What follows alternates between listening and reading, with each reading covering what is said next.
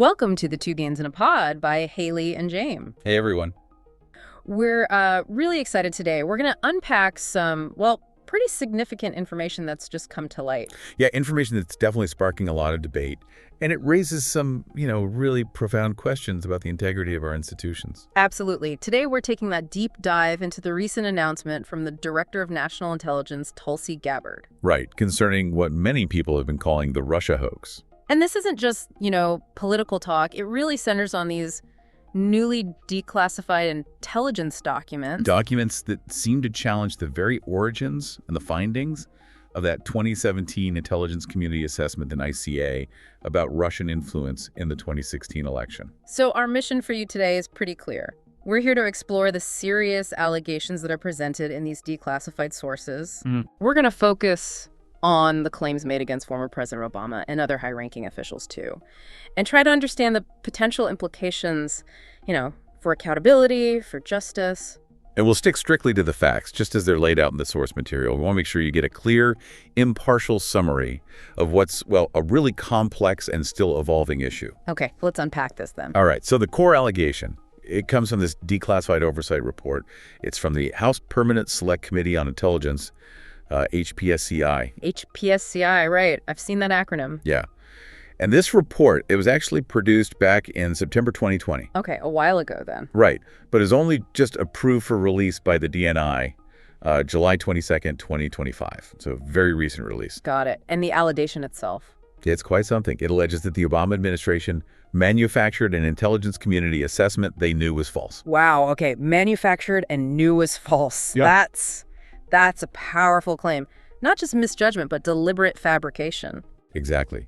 And according to the Office of the Director of National Intelligence, the ODNI, in their news release from July 23rd, just yesterday, they say this HPSCI report, along with some other recent released documents, there are ODNI records from July 18th and Senator Chuck Grassley's Clinton Annex from July 21st. Okay, so a cluster of documents coming out. Right. And the ODNI states these documents confirm what they're actually characterizing as a treasonous conspiracy. Treasonous conspiracy. That's extremely serious language. It is.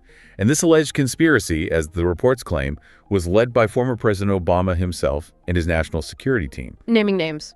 Yeah, specifically naming James Clapper, he was the DNI back then. Right. John Brennan, the CIA director at the time, and James Comey, former FBI director. The key players. The key players. Yeah. And the central assertion is that these officials allegedly manipulated and manufactured intelligence. To do what? What was the alleged goal? To promote this contrived false narrative.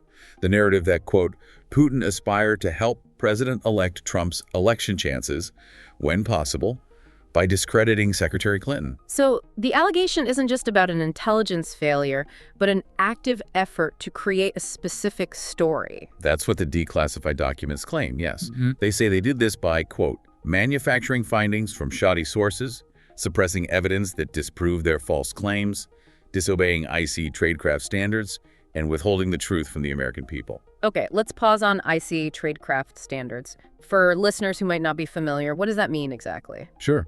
It basically refers to the established professional methods, the rules, the best practices that the intelligence community, the IC, is supposed to use for gathering, analyzing, and reporting intelligence. To ensure it's accurate, objective, reliable. Precisely. These standards are, fundamental to the credibility of any intelligence work.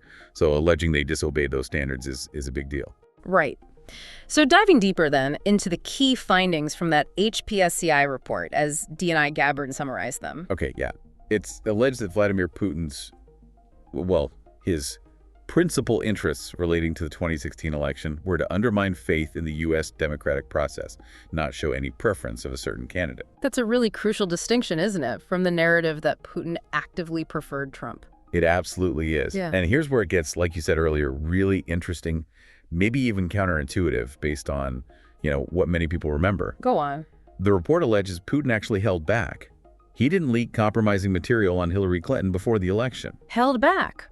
Why would he do that if he wanted Trump to win? Well, the intention, according to these sources, was to release this stuff after the election. The idea being Moscow saw a Clinton presidency as inevitable. Okay. And they wanted to weaken her after she won, sort of a long game strategy, rather than trying to directly interfere to get Trump elected right then. And do the sources say what this compromising material was? They do get quite specific. It apparently included alleged details of secret meetings Clinton associates had with U.S. religious organizations and State Department officials. Offering what? Supposedly offering significant increases in financing for supporting Clinton. The documents also mentioned DNC emails. More emails. Yeah, detailing Clinton's alleged psycho-emotional problems and things like uncontrolled fits of anger, aggression, and cheerfulness. Wow. So the source material basically suggests, look, if Russia really wanted Trump to win, why wouldn't they drop this damaging stuff before people voted? Holding it back seems to point to a different motive. That logic. Yeah, it makes you think. Okay, the report also digs into the January 2017 ICA itself, right? How it was made. It does. It characterizes it as, quote, a high-profile product ordered by the president, directed by senior IC agency heads, and created by just 5 analysts using one principal drafter. Just 5 analysts? That seems small for something this big. The HPSCI report notes that this was, quote, unlike routine IC analysis. And crucially, it was subject to, again quoting, unusual directives from the president and senior political appointees, and particularly from the DCIA, John Brennan. So, unusual process, unusual directives, especially from Brennan. And it's further alleged that Brennan and the IC, they mischaracterized intelligence and relied on dubious, substandard sources to create that narrative, the one about Putin's clear preference for Trump. Okay. The report explicitly states the ICA, quote, excluded significant intelligence and ignored or selectively quoted reliable intelligence that contradicted the ICA's key findings on Putin's alleged support for Trump. So it's not just about what they put in, but potentially what they deliberately left out or twisted. That's the allegation. Yeah, it's about inclusion and exclusion. And what about the Steele Dossier? That was everywhere for a while. How does it fit into this, according to the HPSCI report? Well, this is another point of contradiction. The HPSCI report directly contradicts what former CIA Director Brennan claimed publicly about its role. How so? The report states the Steele Dossier was referenced in the ICA's main body text, and it was detailed even further in a 2-page annex. So Brennan said it wasn't really used, but the report says it was. Essentially, yes. And there's this anecdote in the HPSCI report. A CIA officer apparently told committee staff that Brennan refused to remove it from the assessment, even when confronted with the dossier's flaws. Refused? What was his reasoning, supposedly? Allegedly, Brennan responded, yes, but doesn't it ring true? Doesn't it ring true? That's not exactly standard intelligence validation, is it? Not according to Shadecraft standards, no. It suggests a subjective judgment rather than objective analysis. And, on top of that, the Bipartisan Senate Select Committee on Intelligence, the SSCI. Back in 2020, they also reportedly criticized how the FBI handled the Steele Dossier, noting its, quote, completely unverified nature and purposeful sidestepping of IC procedure in its use. So multiple bodies raising red flags about the dossier and its handling. Seems that way, based on these reports. And the sources, they go on to allege that President Obama, Hillary Clinton, John Brennan, James Clapper, James Comey, and, quote, their mouthpieces in the media. Okay. That they all knowingly lied as they repeated this narrative, the one from the January 2017 ICA, with high confidence, presenting it as fact. Knowingly lied. That's the core of the accusation again. It is. And Director Clapper, remember, he was tasked with overseeing the ICA. Right. He reportedly said in a 2018 interview that he gave Trump the same assessment Obama got, including that high-confidence judgment that Putin directly ordered the hacking and election interference. Clapper even apparently said, I think the Russians actually influenced the outcome. So doubling down on the assessment's findings even later, the emphasis here from this declassified material seems to be on the knowing aspect of the alleged deception. Exactly. That's the crux of what these documents are putting forward. Okay, let's shift to the timeline. You mentioned a sequence of events leading up to this ICA. How does the HPSCI report lay that out? It suggests a really rapid, almost sequential series of actions in December 2016, right after the election. Okay, what happened? December 5th, 2016.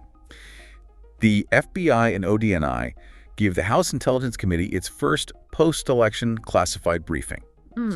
According to the HPSCI report, in that briefing, there was no mention of Putin aspiring to elect Trump by either agency.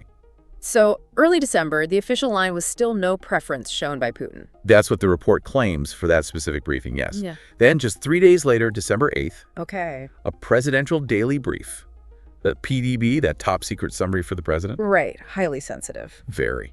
A PDB was drafted stating that no Russian or criminal actors impacted vote counts. No impact on vote counts? That seems significant. Extremely. But here's the kicker. This document was reportedly pulled just hours before it was to be published due to new guidance. Pulled. Someone stopped it. Apparently. Yeah. And importantly, this PDB would have been briefed to both President Obama and President-elect Trump. So its withdrawal, especially with that finding, really stands out. Definitely raises questions about that new guidance. What happened next? The very next day, December 9th, 2016, a National Security Council meeting is called. You've got senior Obama national security officials there, Brennan, Clapper, Susan Rice. The top people. Right. And following that meeting, later that same day, DNI Clapper's assistant reportedly sends an email out to IC leaders. What did it say? The subject line was apparently POTUS tasking on Russia election meddling. And it explicitly requested a new assessment per the president's request. Per the president's request. So a direct tasking right after that PDB was pulled and the NSC met. That's the sequence the report lays out. And the alleged activity on December 9th didn't stop there. Wow. Later that same day, Brennan reportedly ordered the publication of substandard reporting on Russian activities, stuff that had previously been held back because it didn't meet long-standing publication standards. Substandard reporting. Why publish it then? Well, the report claims some of this info was unclear or from unknown subsources, and that Brennan allegedly overruled veteran CIA officers who challenged putting it out. So if you put it all together, pulling a PDB saying no vote impact, a high-level meeting, a presidential tasking for a new assessment, and then pushing out previously rejected intelligence. Exactly. What's fascinating, or maybe troubling, depending on your view, is how these actions, as described in the reports, seem to describe this deliberate process. A process that culminated just weeks later in that January 6, 2017 ICA. Right. An ICA whose findings seem, based on this account, quite different from what was being reported just a month earlier. What stands out to you the most in that sequence? Is there one detail that jumps out? For me, it really is that PDD being pulled, a finding like no Russian or criminal actors impacted vote counts. That's huge. To have that drafted and then yanked just before publication, followed immediately by the NSC meeting and the POTUS tasking, it suggests a very, very rapid pivot. A change in direction, or at least a change in what was going to be formally assessed and reported. It just begs the question, what happened in those hours? It really does. That rapid shift, as you call it, is incredibly striking. What could have prompted such a dramatic change, if these documents are accurate? That's the million-dollar question, isn't it? It certainly is. And listen, if you out there are finding this deep dive insightful, and if these details are making you think, please take just a second to hit that like button and subscribe to our show. It really helps us keep bringing you analysis on critical developments like this. Yeah, we'd appreciate that. So now let's talk implications and what might happen next, especially regarding the Department of Justice. Right, because DNI Gabbard didn't just release these documents, did she? No, she didn't. In her public statements, she's really emphasized accountability. She said, the American people deserve the truth, accountability, and justice. Strong words. And she asserts that these documents she released show how officials, quote, conspired to subvert the will of the American people and worked with their partners in the media to promote this lie to undermine the legitimacy of President Trump. So she's linking the alleged intelligence manipulation directly to undermining the election result and the presidency. Yes, and she even characterized these alleged events as initiating a years-long coup against President Trump. Coup. Again, incredibly serious language. Has she taken action beyond just releasing the documents? She has. DNI Gabbard explicitly stated that these newly declassified documents have been referred and will continue to be referred to the Department of Justice and the FBI. Okay, so formal referrals. To investigate the criminal implications of this. And she added that the evidence, in her view, quote, directly points to President Obama leading the manufacturing of this intelligence assessment. Directly pointing to Obama. That's quite the statement from a sitting DNI. It is. And she was asked directly, did she believe former President Obama was guilty of treason? And what did she say? She responded carefully, saying she's not an attorney. But she added that when looking at the intent behind creating a fake manufactured intelligence document that directly contradicts multiple assessments. Okay. The expressed intent and what followed afterward can only be described as a years-long coup and a treasonous conspiracy. So she uses the term treasonous conspiracy to describe the situation, even while stopping short of making a personal legal accusation of treason against Obama himself. It's a fine line, but the implication is clear. Now, there must be counter-arguments, right? What's the response been from, say, former President Obama's side? Yes, there has been a response. Former President Obama's spokesperson reportedly put out a statement saying, quote, "Nothing in the documents issued last week undercuts the widely accepted conclusion that Russia worked to influence the 2016 election, but did not successfully manipulate any votes." Okay, so they're acknowledging Russian influence, which isn't really disputed by these new documents either, but drawing a line at vote manipulation and suggesting these docs don't change that core finding. Exactly. They're focusing on the impact versus the intent or the alleged manipulation of the assessment itself. And how does DNI Gabbard view statements like that? Her perspective, as stated publicly, is that such responses are a disservice to the American people and an attempt to deflect away from their culpability. So clearly, two very different interpretations of the material and its significance are emerging. No surprise there. What about the criticism that releasing this now is itself a political act, a weaponization of intelligence? How has the DNI addressed that? She's pushed back on that. In press conferences, she's asserted this release is about accountability for past actions that, in her view, undermine public trust. She actually stated that no one has been a victim of the weaponized government more than President Trump. Okay. So her position is that these declassifications are an act of transparency and at correcting what she sees as historical wrongs, rather than being a political move itself. It frames the release as corrective, not offensive. Right. And this whole situation, it really forces us to confront a bigger question, doesn't it? What are the broader implications here for the integrity of our, democratic republic, for public trust in our institutions? When you have such serious allegations of intelligence manipulation being declassified, being referred for criminal investigation. Yeah, what does that mean for how we, the public, consume information? How do we critically assess things moving forward, especially when it comes from official government sources? It's a huge challenge. It potentially erodes trust, or maybe it forces a necessary reevaluation of how intelligence is produced, overseen, and presented. It's complex. It really is. So this deep dive into the declassified HPSCI report, the ODNI statements, the related documents, it offers a powerful and very complex narrative. A narrative about the alleged manufacturing of intelligence, potentially at the highest levels of government. The details laid out, if they prove accurate, they paint a picture of deliberate efforts to shape public perception and, as Gabbard alleges, undermine a presidency. And those calls for accountability, the formal referral to the Department of Justice, it clearly means this story isn't over. Not by a long shot. The coming months, maybe even years, will likely tell us more about how the DOJ and FBI proceed. Will there be investigations? Will they lead to any legal actions? We just don't know yet. So we encourage you, everyone listening, to really consider what this means. What does it mean for the future of intelligence gathering, its role in our democracy? And how will these revelations, regardless of where the investigation leads, influence public confidence? Confidence in official reports, confidence in the institutions that produce them. It's a fundamental question. Something that really challenges all of us to engage more critically, perhaps more skeptically, with the information we receive. Definitely food for thought. Thank you for listening to Two Beans in a Pod. We hope this deep dive has given you a clear, comprehensive understanding of these really critical developments based on the sources released. And if you enjoyed this deep dive, if you found it valuable, please do make sure to hit that like button and subscribe to the show. Thanks, everyone. We'll catch you next time.